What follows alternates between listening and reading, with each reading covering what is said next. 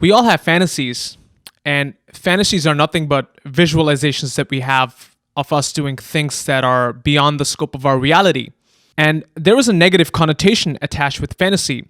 And what I'm trying to say is that there are things that we visualize ourselves never doing.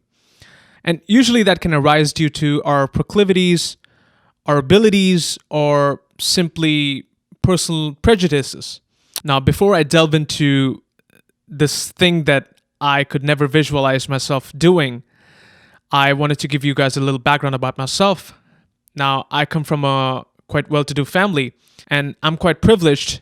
I've had everything that a regular person could ask for, a decent education, the usual gadgets, your outings, etc.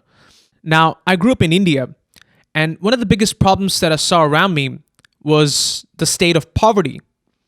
Now, people have different definitions of poverty, which are tied to finances and culture and religion.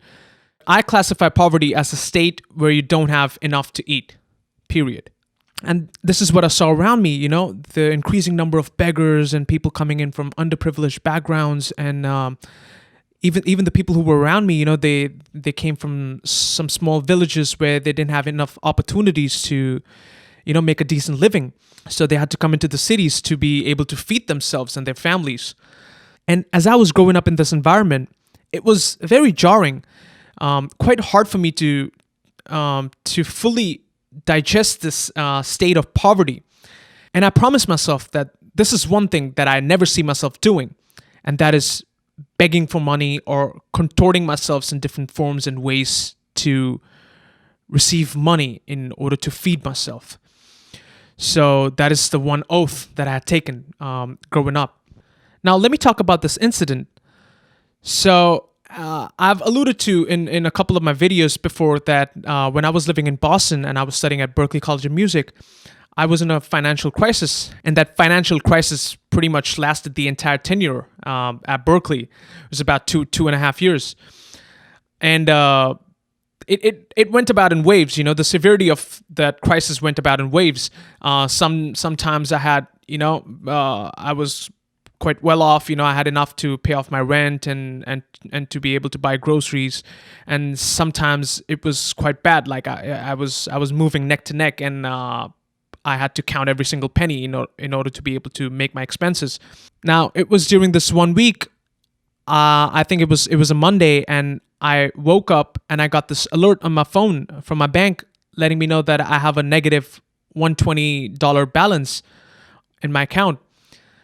Now, I don't even remember what I had purchased or what I had ordered or where I had spent that money. Usually, what happens with the banks is that it takes about 2 or 3 days to clear off your expenditures, especially when you're paying from your card. And this was during the weekend, and the banks are closed during the weekend, so it takes the entire weekend to process those charges. And it reflects the final charge on the first day of the business week, and which was Monday. Now, I look at that alert, and I'm absolutely stunned. I don't know what to do. I immediately run off to my fridge to check if I have enough groceries left off for the week, because I only get paid the next week. And I see that I barely have enough for me to squeeze through for about 2 or 3 days. Now, I didn't have a lot of time to dwell over this because the Berkeley schedule is relentless. You're constantly in the studios, engineering for someone or producing, or you're singing in some group, and then you have so many classes, and then you have to go to your job. So you're constantly absorbed throughout the day. And what that also insinuates that you need to be able to feed yourself. You need to be able to fuel yourself in order to get through the day, because it's so active. Now, I had somehow managed to scrape through the first 3 days, and this was on the 4th day. I had not eaten anything since morning, and this was when I was at the library. I used to work at the Berkeley Library, and I was sitting there, and I think it was 11 at night. And I usually used to do the closing shifts. We closed the library at about 11:30, 11:45. And I'm sitting there, and throughout the day, I thought that I could just soldier through this. I got this, don't worry. I mean, I'm strong enough to get through this. But the day was so hectic. I was in multiple studio sessions, and after that, I was performing with my a cappella group, and then I had this 4 or 5 hour shift at the library. and I was absolutely shattered. I was famished. I was starving. I needed to eat something, especially because even after closing the library at 12 o'clock, I usually used to stay back in one of the cubicles because we had these iMacs and these studio monitors and fancy MIDI keyboards. So I used to take advantage of those resources and work on my production and my music late into the night. And I had no clue how I was going to be able to make it through.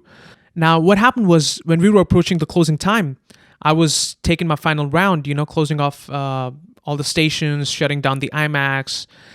And I saw this Asian girl standing in the corner with a big food package in her hand. And I think she was printing off something. And once she collected her documents or whatever, she dumped that package into the trash. And that caught my eye.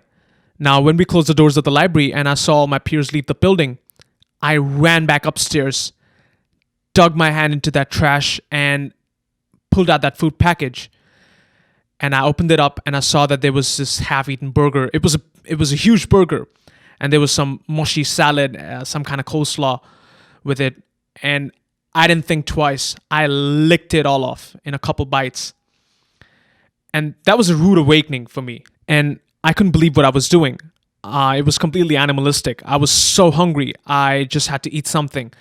And I was too proud to ask anyone else for any money or any kind of food. I just couldn't do that. I was too proud to do that. That night when I left the building, I had an epiphany. There were these big tectonic shifts taking place in my head. And I was severely reevaluating a lot of things about myself. And there were 3 things that I vowed to change about myself after that event. And the first one was that I've got to stop playing by the book. I discarded all the society's rules. What happened was when I came into the United States, since it was a foreign land, I reverted to the default wisdom that was imparted to me by my parents or by the people around me that had better experience than myself, and everyone echoed the same thing that you've got to follow all the rules and regulations and make sure that you follow the law and do this and do that. And that is what I was doing. I knew that as an immigrant I could only work on campus. I couldn't do off-campus work. That'd be considered illegal. I couldn't do any external projects because I wouldn't be able to show them off in my taxes. And I was just caught up in all this societal bullshit that was fed to me. And I promised that I'm never going to be dependent on anyone else for anything from here on. I'm going to create my own job. I'm going to do my own thing. Going to build myself in such a way so that I never have to be dependent on anyone ever again. On an institute or a state or a federal government, nothing. I'll be self-sufficient. I'll be my own man. And it permeated into a lot of my things, especially in music. I learned how to produce. I learned how to mix. I learned how to market my own music. I learned Photoshop in order to do the artwork. I learned After Effects, Premiere. I taught myself all these softwares so that I don't have to take anyone's help. I could just do it myself. I'll be that kind of person that if you bring me back to zero, I'll build my castle again. And I've never been more happier with that decision. And the second thing that I decided to change about myself was that I was going to cut off everything that was not contributing towards my goals or towards my development. Alcohol, smoking, house parties, binge watching TV shows, and even people. These so-called friends whom I was spending all this time with and who were doing nothing but just weighing me down. I got rid. I was like, I'm out. I don't want it. And I've seen large swaths of successful people who relate that as the hardest decision that they have taken in their life, to get rid of people who are weighing them down. And especially these people are your friends and sometimes even your family. And I've become a professional at that. So right now I only deal with people who are on the same wavelength as myself and who have the same kind of work ethic and who are walking on the same path as I am.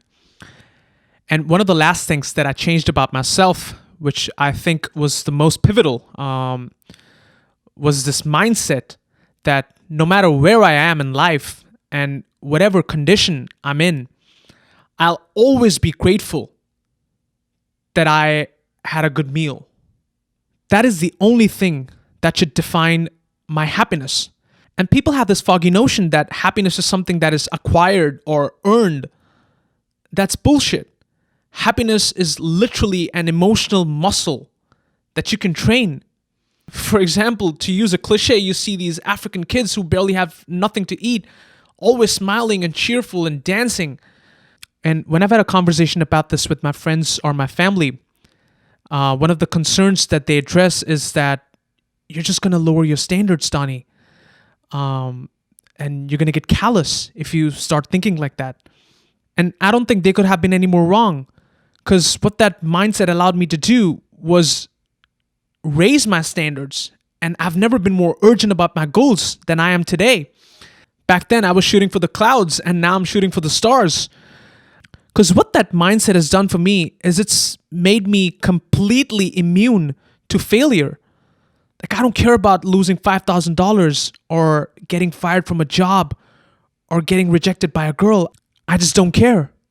Because the only thing that defines my happiness is that I get to eat a good meal. And anything beyond is a bonus and a blessing. Let me know what you think in the comments below. If you resonated with this, don't forget to subscribe and make your mama proud.